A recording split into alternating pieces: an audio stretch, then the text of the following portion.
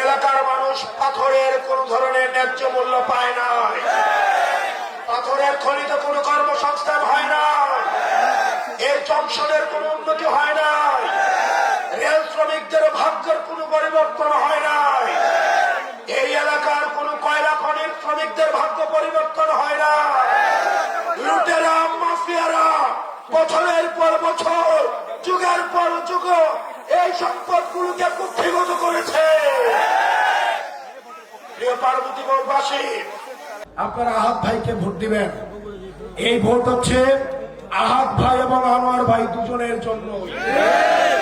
আমরা বিশ্বাস করি 12 তারিখ বিজয় না আনা পর্যন্ত আপনারা নিরলস ভাবে এই স্বপ্নকলির জন্য আপনারা যুদ্ধ করে যাবেন।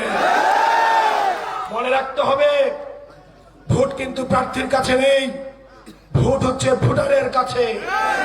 আপনারা প্রত্যেক দিন প্রত্যেকজন অন্তত 10টা ভোটার করে ম্যানেজ করতে হবে।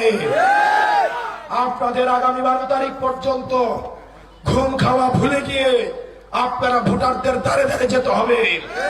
যারা অলরেডি সিদ্ধান্ত নিয়েছে যে তারা তাদের ভাগ্যের তালা বন্ধ করে রাখতে চায়, যারা আমাদেরকে ভোট দিবে না বলে সিদ্ধান্ত নিয়েছে, তাদের কাছেও আমাদের যেতে হবে। আমরা বলছি, এই ফ্যামিলি কার্ড এবং কৃষক কার্ড না দিয়ে একটি চান্দাবাজি কোনো কার্ড থাকলে সেটা জনগণকে দেয়, যেন এই কার্ড দেখাইলে আর চান্দা না দেওয়া লাগে।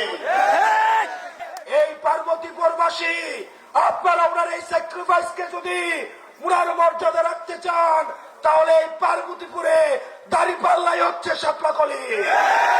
তাহলে আপনারা আনোয়ার ভাইকে জিতাতে হলে আপনারা অবশ্যই শাপলাকলিকে জয়যুক্ত করতে হবে।